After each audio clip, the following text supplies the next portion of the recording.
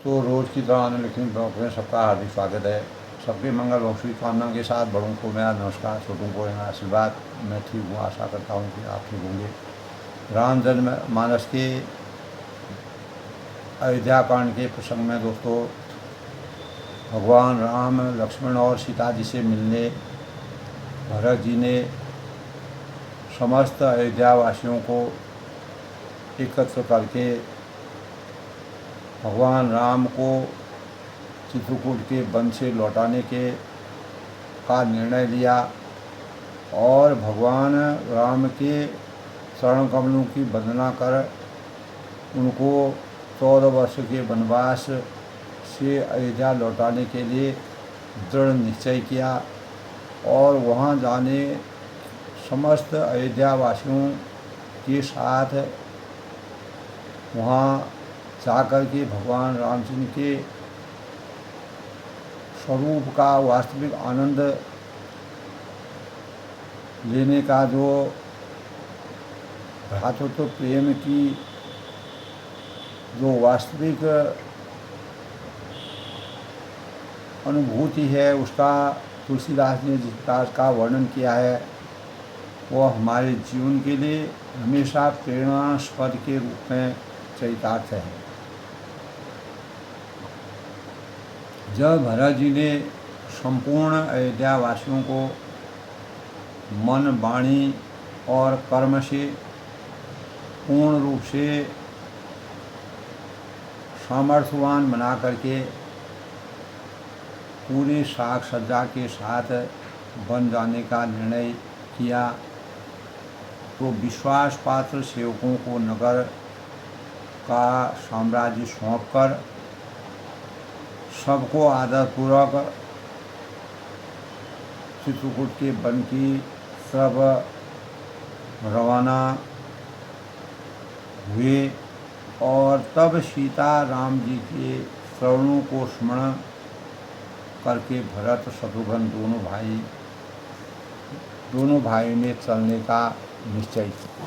तो कल के प्रसंग में दोस्तों भरत जी के वचन सबको, जब उन्होंने बन जाने का निश्चय किया तो सबको उनके वचन बहुत ही प्यारे लगे और मानो वे श्री राम जी के प्रेम रूपी अमृत में यानी पके हुए थे। श्री राम वियोग रूपी भीषण विष से सब लोग जले हुए थे। सबके अंतःकरण में अग्नि की ज्वाला प्रज्वलित हो रही थी। वे मानो बीज सहित मंत्र को सुनते ही जाग उठे। माता, मंत्री, गुरु, नगर की स्त्री और पुरुष सभी स्नेह के कारण बहुत ही व्याकुल हो गए और सब भरत जी की सराहना करते हैं और उनके विवेक को सराहते हैं। आपका शरीर राम प्रेम की साक्षात मूर्ति के स्वरूप में है, ऐसा उनको दिखता है। हे तात भरत, आप ऐसा क्यों कहें? श्री राम जी जो आपके प्राणों के समान हैं, जो नीच आत्मा से ग्रसित होंगे, जो मूर्ख होंगे, वही आपकी अवहेलना करेंगे। माता कैकेयी की कुटिलता को लेकर आप पर संदेह करना यह सही जीवन की समीक्षा नहीं है। वह दुष्ट करोड़ों पुरखों सहित 100 कल्पों तक नरक के घर में निवास करेगा, जो आपके प्रति किसी भी गलत भावों को अपने अंतःकरण में रखने के भाव रखेगा। जिस प्रकार सांप के पाप और अवगुण को मणि कभी भी ग्रहण नहीं करती है और सांप जब चंदन के वृक्ष में होता है तो चंदन की शीतलता बिल्कुल भी समाप्त नहीं होती है, वो जैसी की तैसी रहती है। उसी प्रकार आप पर कुप्रभावों का, किसी भी बुराइयों का कोई भी असर नहीं होगा। संत न छोड़े संतई कोटि मिले असन, मलय भुजंग ही भेदिया शीतलता न कदम, बल्कि वह विष को हर लेती है और दुख तथा दैत्यता को भस्म कर देती है। तब वह कहते हैं, हे भरत जी, वन को अवश्य चलिए, जहाँ राम जी हैं। आपने बहुत अच्छी सलाह विचारी है। शोक समुद्र में डूबते हुए सब लोगों को आपने जो ढांढस बताया है, जो सहारा दिया है, उस सामर्थ्य को जगाया है, तो सबके मन में अपार आनंद की छवि विराजमान है, अर्थात बहुत ही आनंद हुआ है। और मानो बादलों की गर्जना सुनकर चातक और मोर वो आनंदित जिस प्रकार से होते हैं, वही भाव उस समय अवधवासियों में विराजमान हो रहे हैं। प्रातःकाल तब भरत और शत्रुघ्न जी ने प्रातःकाल चलने का जो सुंदर निर्णय लिया, देखकर भरत जी सभी को प्राण प्रिय लगने लगे। मुनि वशिष्ठ जी वंदना करके अपने भरत को सिर नवाकर सब लोग विदा करके अपने अपने घर को चले और सब तैयारियां करने लगे, और जगत में भरत जी का जीवन धन्य है। इस प्रकार सब आपस में तर्क अनेक प्रकार के विचार मंथन करते हैं, सोचते हैं, विचारते हैं, उनका धन्यवाद करते हैं, उनके शील और स्नेह की सराहना करते हुए अपार आनंद की प्राप्ति होती है। और आपस में कहते हैं कि बड़ा काम हो गया है। सभी चलने की तैयारी करने लगे। अवध का परिवेश बदलने वाला है। जिसको भी घर की रखवाली के लिए रहो ऐसा कहकर रखते हैं, वही समझता है मानो मेरी गर्दन मारी गई है। यानी इस प्रकार से वन जाने के लिए सब अयोध्यावासी लालायित थे। कोई कहते हैं कि रहने के लिए किसी को भी मत कहो, जगत में जीवन का लाभ और कौन नहीं पाना चाहता है। तो यह संपत्ति है, घर है, सुख है, दुख है, मित्र है, माता पिता, भाई बहन, जल जाप, जो भी श्री राम जी के चरणों के सम्मुख होने में हंसते हैं, प्रसन्न होते हैं, प्रसन्नता पूर्वक सहायता न करें। और घर घर लोग अनेकों प्रकार की सवारियां सजा रहे हैं, हृदय में बड़ा हर्ष है, और सवेरे चलने की तैयारी है। भरत जी घर जाकर विचार किया कि नगर, घोड़े, हाथी, महल सभी पर सजा करके सारी संपत्ति श्री रघुनाथ जी की है।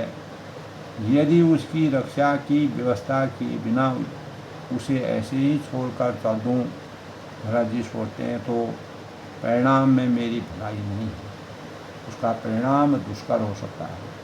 क्योंकि स्वामी से किसी प्रकार का द्रोह रखना, सब पापों की निराशाओं, शिरोमणि यानी स्वामी के सार स्वच्छ भावों को रखना सर्वोपरि है। सेवक वही होता है जो स्वामी का हित करे, स्वामी की अच्छाई की बातें सोचे, स्वामी की रक्षा करे, चाहे कोई करोड़ों दोष क्यों न हो। भरत जी ने ऐसा विचार कर अपने अंतःकरण को ऐसे विश्वास पात्र सेवकों को बुलाया जो कभी स्वप्न में भी अपने धर्म से नहीं दिखे थे, जिन पर उनको आसक्ति थी, विश्वास पात्र थे। तो सभी के मर्म को जानते थे, और भरत जी ने उन सबको भेद समझाकर फिर उत्तम धर्म बतलाया, धर्म की रीति बनाई, और जो जिस योगी था उसी के अनुसार कार्य में नियुक्त किया। सब व्यवस्था करके रक्षकों को रोककर भरत जी ने राम, माता कौशल्या जी के पास गए। स्नेह के सुजान प्रेम के तत्व को जानने वाले भरत जी ने सब माताओं को आर्त दुखी जानकर उनके लिए पालकियाँ तैयार करके सुखासन यान सुखपाल खजाने के लिए सजाने के लिए कहा।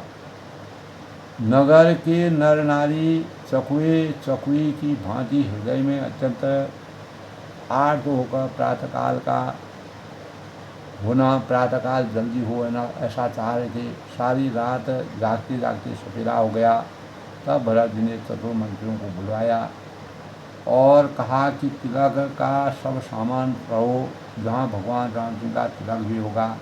वन में मुनि वशिष्ठ जी श्री राम जी का तिलक करेंगे, राज्याभिषेक करेंगे और जल्दी चलने का प्रयास करो। यह सुनकर मंत्रियों ने वंदना की और तुरंत थोड़े रथ और हाथी सजा दिए।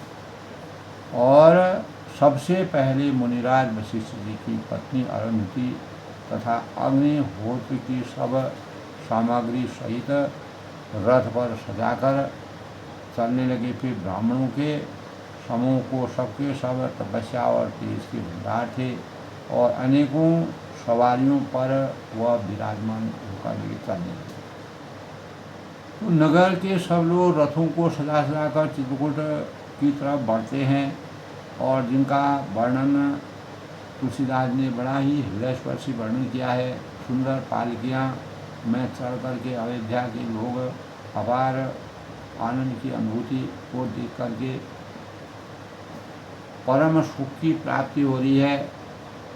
विश्वास पात्र सेवकों को नगर सौंपकर सबको आदरपूर्वक रवाना करके तब सीता राम जी के चरणों को स्मरण करके भरत शत्रुघ्न दोनों भाई ने आगे चलने का निर्णय लिया।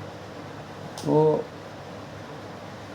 कल के प्रसंग में दोस्तों इस प्रकार भगवान राम के प्रति भरत जी का जो उससे पहले आज के सुपंचांग की समीक्षा। आज दोस्तों आज का पंचांग आज 28 जून 2025 और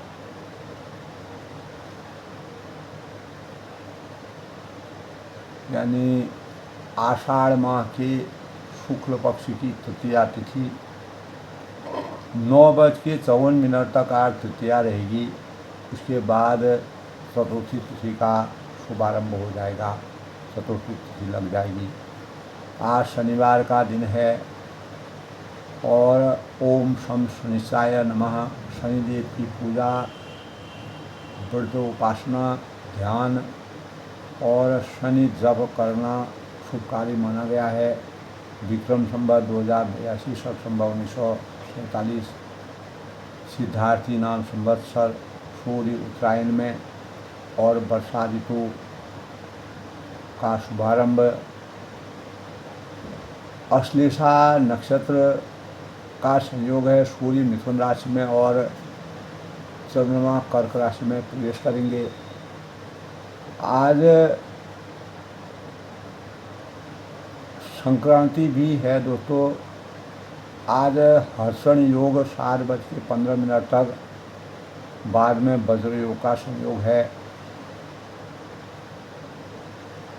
और कर्ण गर 9:54 तक, बाद में वाणिज्य 9:28 तक, रात्रि में विष्टि योग का संयोग रहेगा। रवि योग आज 6:25 से अगले दिन 5:06 सुबह तक। और आज के शुभ मुहूर्त की बात करें तो अभिजीत मुहूर्त आज 11:57 से 12:05 तक और आज अमृतकाल 4:58 से 6:34 तक। वह ब्रह्म मुहूर्त 4:03 से 4:43 तक और आज राहु काल जिसके दौरान किसी भी शुभ कार्य को करना वर्जित माना गया है 8:54 से 10:40 तक पूर्वान्न। सूर्य आज 5:48 तक उदय होंगे और सूर्यास्त 7:12 तक। आज दोस्तों विजय मुहूर्त 2:44 से 3:40 तक है। गोधूली मुहूर्त जिसके अंतर्गत आज शुभ कार्य किए जा सकते हैं 7:22 से 7:42 तक। इस प्रकार आज के शुभ पंचांग का संयोग है। आज दोस्तों शनिवार का दिन है। ओम शम शनिसाय नमः का 108 बार जाप करना, शनि की पूजा उपासना करना, हनुमान चालीसा का पाठ करना और हनुमान और शनि देव का सानिध्य आज प्राप्त होता है। यह भगवान भैरव और शनि का दिन भी माना गया है और समस्त परेशानियों से छुटकारा मिलने के लिए मानव के जीवन में शनि की 3 बार साढ़े साथी ढैया आती है, जो शुभ और अशुभ दोनों प्रकार के जीवन को यापित करता है और शनि दोषों से, शनि की ढैया से मुक्ति प्राप्त करने के लिए शनि देव की पूजा अर्चना करना और शनि का जाप करना, शनि पर तेल चढ़ाना और दान करना, वृद्ध और असहाय लोगों को दान करना और शनि देव के मंदिर में दीपक जला करके पीपल के पेड़ में शनि का वास माना जाता है। शनि की परिक्रमा करके शनि प्रसन्न होते हैं, खुश होते हैं। शनिवार को पूरे दिन विधि विधान के साथ भगवान शिव और हनुमान जी की पूजा करनी चाहिए। शनि की उपासना कर इस दिन काला कपड़ा और काला तिल का दान करना शुभ माना गया है। शनि मंत्र ओम शम शनिसाय नमः जप करना चाहिए, जिससे मुसीबतों से छुटकारा मिलता है, निवारण होता है। शनिवार को दीनहीन, गरीब, असहाय, वृद्ध लोगों को की सेवा करना शुभ माना जाता है। इससे शनि प्रसन्न होते हैं। भोजन दान पुण्य, खिचड़ी का दान करना, खिचड़ी का सेवन करना भी इस दिन शारीरिक जीवन के लिए और सकारात्मक ऊर्जा की प्राप्ति के लिए शुभ कार्य माना जाता है। और शनिवार को किसी प्रकार का के शुभ कार्य को करना वर्जित माना गया है, नहीं करना चाहिए। और शनिवार को बाल काटना, नाखून काटना परहेज करना चाहिए। शनि न्याय के देवता है। कलयुग में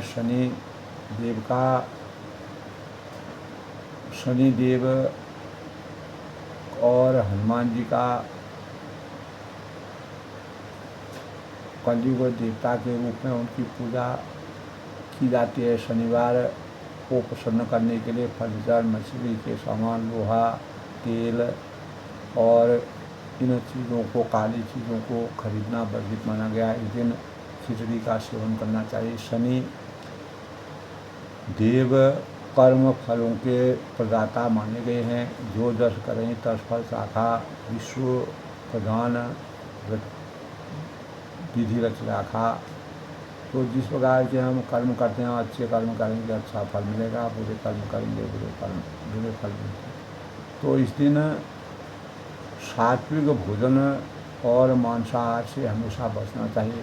शनि को प्रसन्न करने के लिए कर्म योग और दान पुण्य, यज्ञ, सरसों के या तिल का दीपक प्रज्वलित करके शनि की उपासना पूजा करनी चाहिए।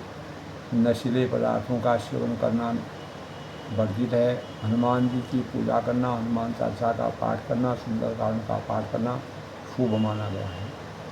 शनि का वास पीपल के पेड़ के नीचे होता है और पीपल के पेड़ की पूजा करना, जल अर्पित करना चाहिए।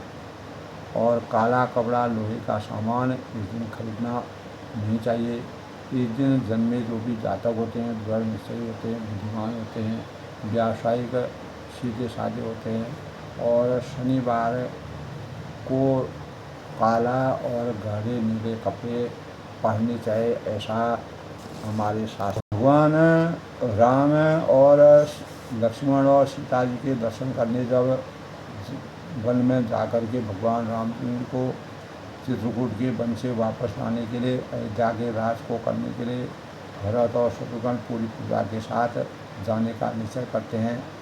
तब राम दरस बस सब नर नारी, जनु करी करें चले तगीदारी, बन सिय राम समुझ मन माही, सानुज भरत पयो पयो दिखी जाए। श्री रामचंद्र जी के दर्शन यानी वर्ष में हुए दर्शन की अनंत लालसा सबके अंतःकरण में है। सब नर नारी ऐसे चले मानो प्यासे, जिस प्रकार प्यासा पानी के पास जाता है, इस प्रकार भगवान राम जी के शरण में सब जाने की को अपेक्षा करते हैं। हाथी है बन सिय राम समुझ मन माही, सानुज भरत पयो निदानी। हाथी हथिनी जल को तक कर बड़ी तेजी के साथ बावले हो जाते हैं, जा रहे हैं। श्री सीता जी और रामचंद्र जी के सुखों को छोड़कर वन में मन में ऐसा विचार करके छोटे भाई शत्रुघ्न सहित भरत जी पैदल ही चले जा रहे हैं, क्योंकि भगवान रामचंद्र जी भी जब बन गए थे वह पैदल ही गए। देख स्नेह लोग अनुरागे, उतर चले हई गई रथ के आगे। उनका स्नेह देखकर, प्यार देखकर, दुलार देखकर लोग प्रेम से मग्न हो गए और सब घोड़े हाथी और रथों को छोड़कर उनमें उतरकर पैदल चलने लगे। जाय सुनी विराट बोली राम मातु मुनि। तब रामचंद्र जी की माता कौशल्या जी भरत जी के पास जाकर और अपनी पालकी उनके समीप खड़ी करके कोमल वाणी से बोली, तात चढ़ूँ रथ बलि महतारी। ये बेटा माता बलिहारी लेती है कि तुम रथ पर चढ़ जाओ, वो यही प्रिय परिवार दुखाई, नहीं तो सारा प्यारा जो परिवार है वह दुखी हो जाएगा। तुम्हारे चलत चलें सब लोग, तुम्हारे पैदल चलने से सब लोग पैदल चलने लगेंगे और सकल शोक कुछ नहीं बन दोगो, और शोक के मारे सब दुबले हो जाएंगे और पैदल रास्ते से पैदल चलने के योग्य कोई भी नहीं रहेगा, सब परेशानी में आ जाएंगे। माता ने इस प्रकार से सबको सलाह दी। सिर धरी बचन चरण सिर नाई। माता जी की आज्ञा को सिर धरकर और उनके वाणी को सिर में नवाकर सिरोधारी करके रथ चढ़ी चढ़त भई दो भाई भरत और शत्रुघ्न दोनों रथ पर चढ़कर चलने लगे। तब सभी प्रजा अपने अपने वाहनों में जाने लगे। तमसा प्रथम दिवस हरित आशु। पहले दिन उन्होंने जिस प्रकार भगवान राम जी ने तमसा नदी के किनारे पर वास किया था, तो शाम को सायंकाल में तमसा नदी में सभी ने वास किया और करके दूसरा मुकाम गोमती तट पर यानी तीर पर उन्होंने किनारे पर उन्होंने वास किया। पथ आहार फल असन इको निशि भोजन कुछ लोग कर राम हित नेम ब्रतो परिहरि भूषण। तो कोई दूध ही पीते हैं, कोई फलाहार करते हैं और कोई कुछ लोग रात को एक ही बार भोजन करते हैं अपने अपने इच्छा के अनुकूल। कर राम हित नियम ब्रतो। और भूषण और भोग विलास को छोड़कर सब लोग रामचंद्र जी के लिए नियम और व्रत करते हैं, उपासना करते हैं, ध्यान करते हैं। सही तीर बस चले बिहाने, सुंग बेर पुर सब नियराने, समाचार सब सुने निषादा हृदय विचार कहूँ सभी सादा। रात भर सही नदी के तीर पर किनारे पर निवास करके सवेरे प्रातःकाल में वहाँ से वह चल दिए और सब श्रृंगवीरपुर के समीप जा पहुँचे और समाचार सब सुने निषादा। तब निषाद राज केवट ने सब समाचार उनको प्राप्त हुए, तो हृदय विचार करें सभी सादा। वो वह दुखी होकर हृदय में विचार करने लगे। क्योंकि अपने अंतःकरण में से भगवान राम जी का भी वन में जाना होता है, तो कारण कवन भरत बन जाएंगे।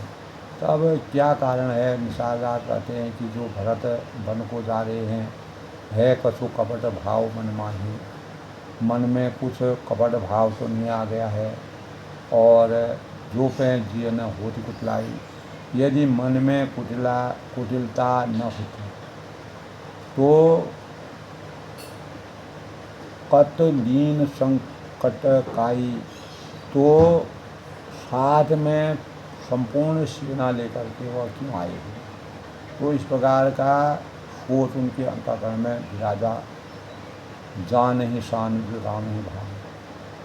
तब समझते हैं कि छोटे भाई लक्ष्मण सहित श्री राम को मारकर सुख से निष्कंटक राज्य करना चाहते हैं भरत, इसलिए सेना साहिब को पठाए।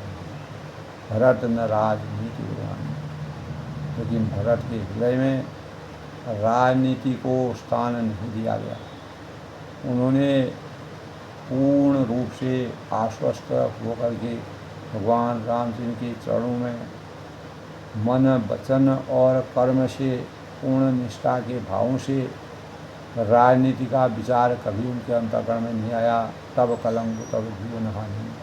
तब पहले तो कलंक ही लगा हुआ है, माता के कहीं ने उनको बनवा दिया है, और अब तो जीवन से ही हाथ धोना पड़ेगा।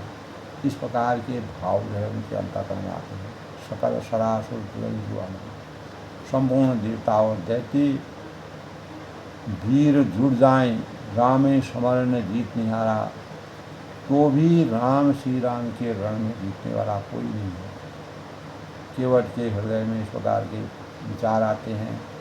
का आश्चर्य भरत वश करहीं, भरत को ऐसा कर रहे हैं उसमें आश्चर्य ही क्या है।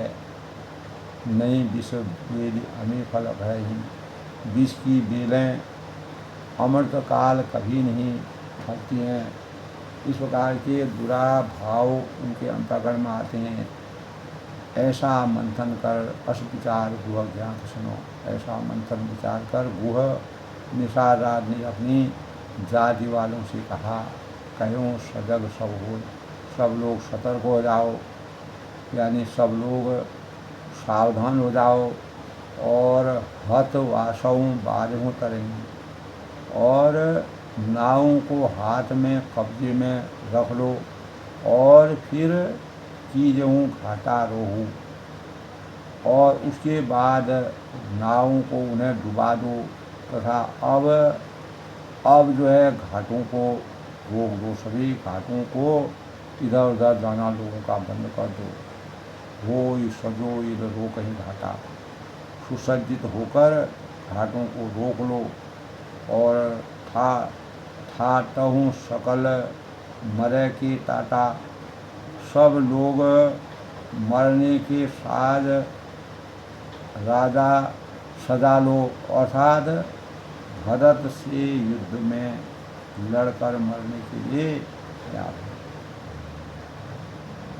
नकारात्मक ऊर्जा उनके अंतःकरण में ऐसी विराजती है कि भरत सेना सहित क्यों चित्रकूट की तरफ जा रहे हैं। सन्मुख दो ही भरत सन लेऊ, मैं भरत से सामने मैदान में लुहा लूँगा, सामने मैं खड़ा हूँगा, और जियत न सुरसरी कारण उतरन दी, और मुठभेड़ करूँगा, उनसे लड़ूंगा, संघर्ष करूँगा, और जीते जी मैं उन्हें गंगा पार जाने से रोकूंगा, उनको गंगा पार नहीं जाने। समर मरण पुरुष सतीला, युद्ध में मरण, फिर गंगा जी का तट, राम काज क्षण भंगु शरीरा, भगवान राम जी का कार्य और क्षण भंगु शरीर जो रहे, जब नाश हो जाए, इसका कोई अस्तित्व नहीं है। भगवान राम जी के प्रति अगर हम कोई भी कार्य करते हैं तो उससे हमारा जीवन धन्य हो जाएगा। भरत भाई उनको में नीबू बड़े भाग असिपाई में, भरत और श्री राम के भाई और राजा, उनके हाथ से मरना और मैं नी सेवक बड़े भाग्य से ऐसी मृत्यु मुझे मिलेगी, मैं उसकी ही कामना करता हूँ। मुझे किसी प्रकार का अफसोस नहीं होगा। स्वामी काज करूँ रण और आदि, मैं स्वामी के काज के लिए रण में लड़ाई करूँगा, किसी प्रकार से पीछे नहीं हटूँगा। जस धवल भुवन जसचारी, और 14 लोगों तक अपने यश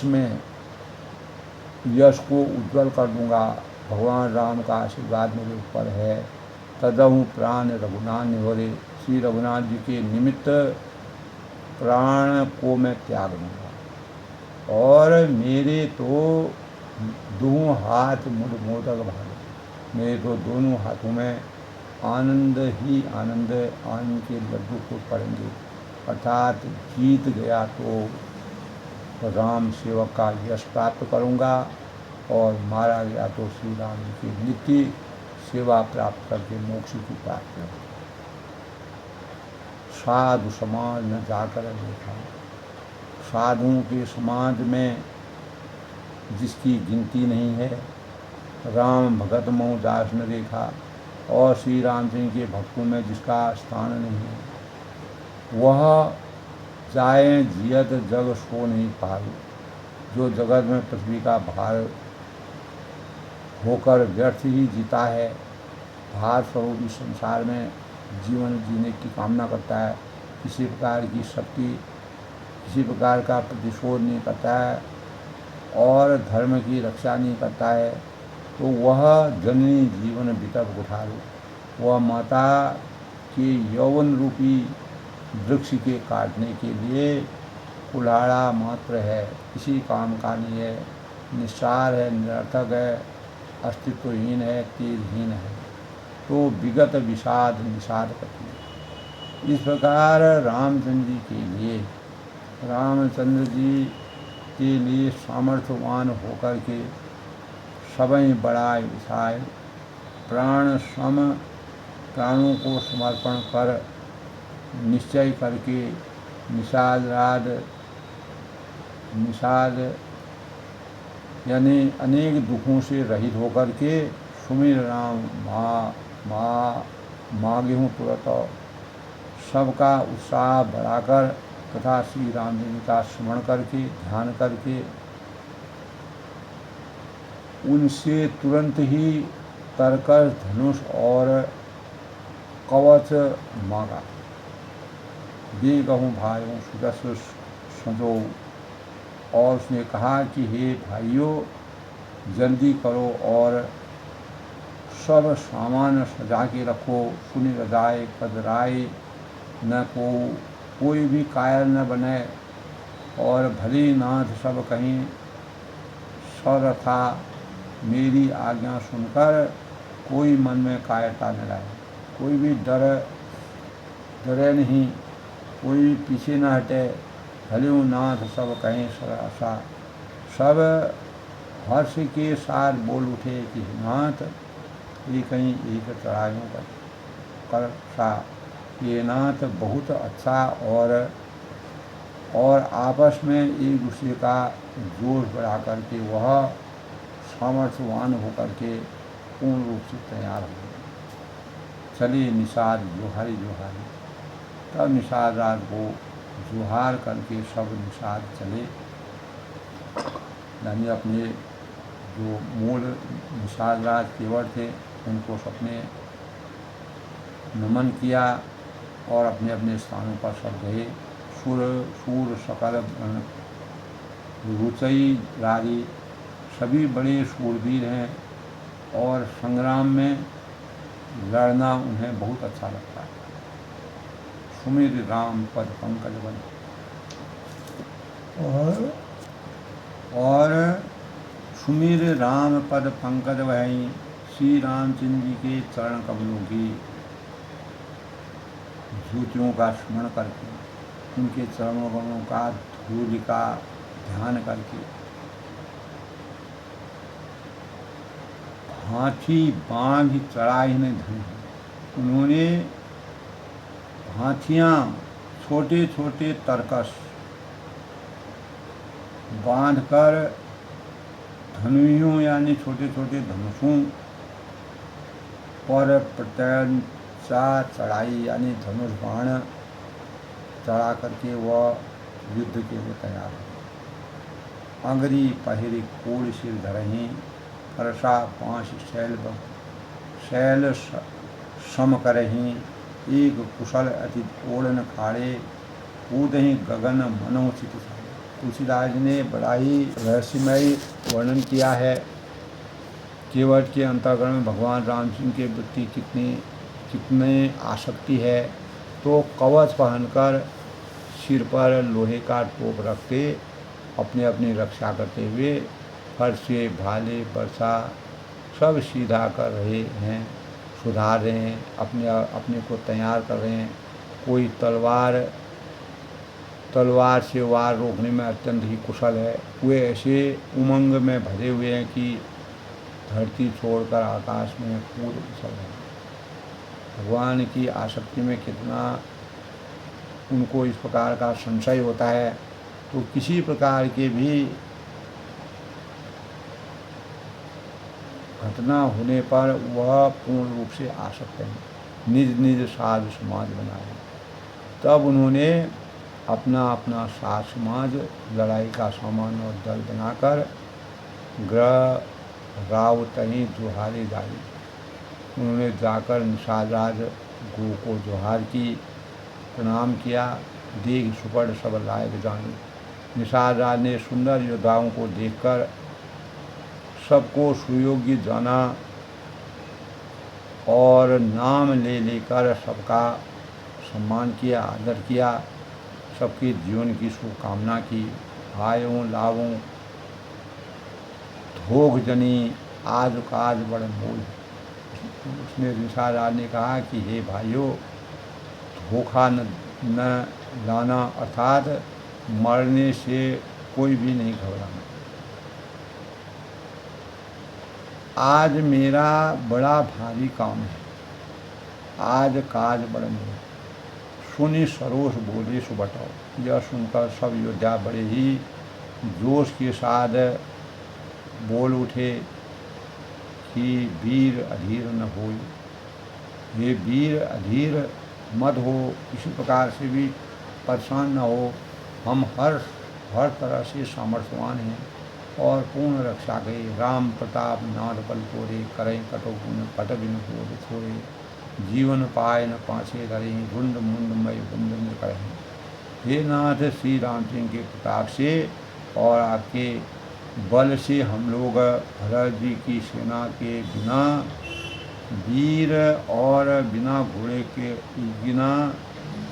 की यानी और बिना घोड़े की कर देंगे, यानी सेना को बिना वीर और बिना घोड़े के हम पार कर देंगे।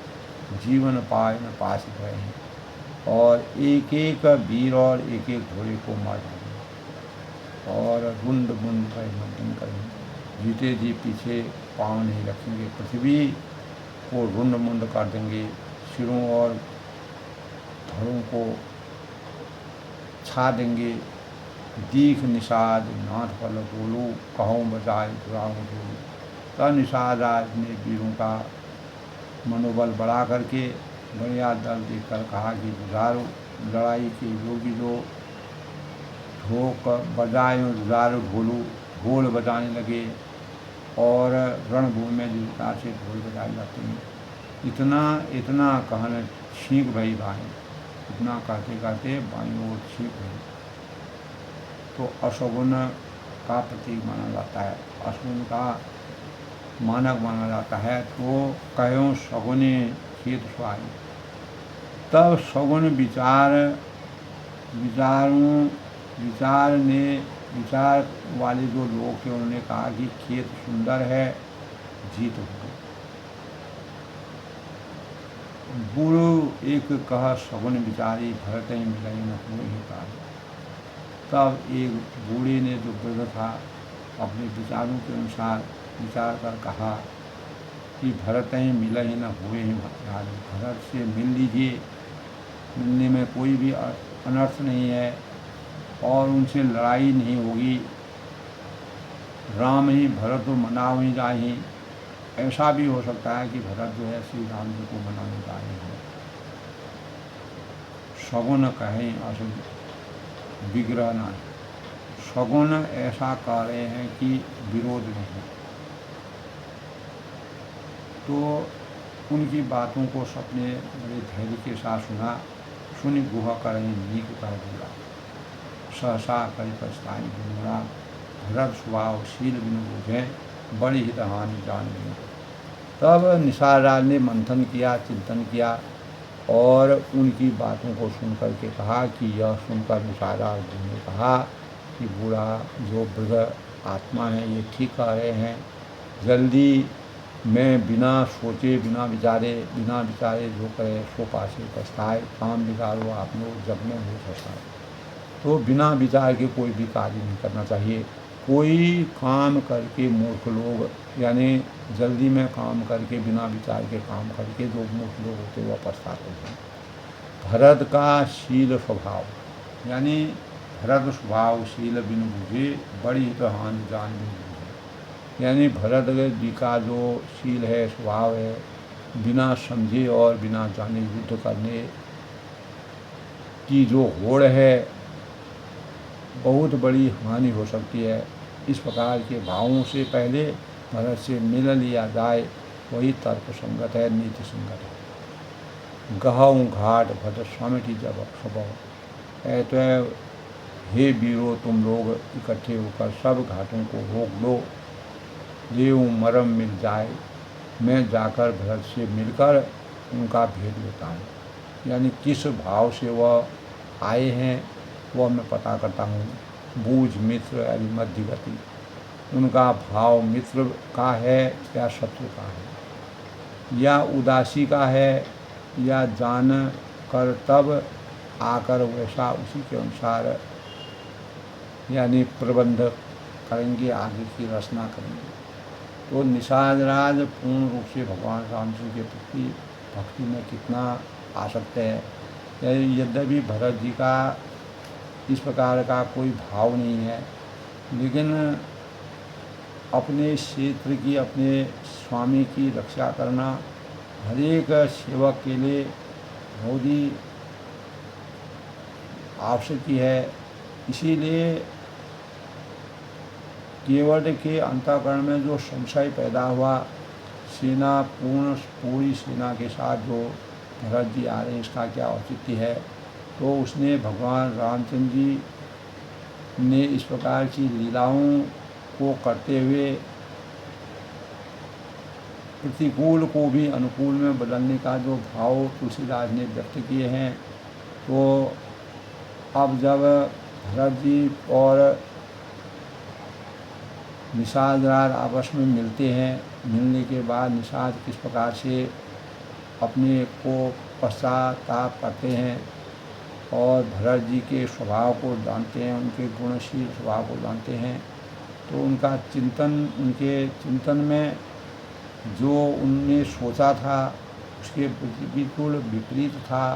भरत पूर्ण भक्ति भावों से स्वामी और भगवान राम के चरणों में अपनी सामर्थ्य को जगाने के लिए, भगवान राम के आशीर्वाद को प्राप्त करने के उनको लौटाने के लिए बनाते हैं। तब केवट को जब मालूम पड़ता है तो आज के रामचरितमानस के अयोध्याकांड में तुलसीदास ने अपनी रक्षा करने के लिए, अपने स्वामी की रक्षा करने के लिए सेवक और स्वामी के बीच का जो रहस्यमय वर्णन किया है वह बहुत ही मर्म और हृदय स्पर्शी है। ऐसे भावों से हमें अपनी रक्षा किस प्रकार से करनी चाहिए, उनको सतर्क रखना चाहिए। यही रामचरितमानस में असली जीवन का भगवान की और जब केवट को भरत जी के से मिलने का के भावों के लिए सामर्थ्य देते हैं तब उनके मन में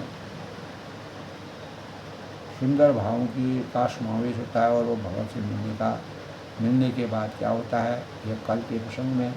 तो आज अपनी वाणी को विराम देते हैं। जय श्री राम के साथ में सभी का अभिनंदन करता हूँ, सबका स्वागत करता हूँ। सबके मंगल हो, शुभकामना। जय श्री राम।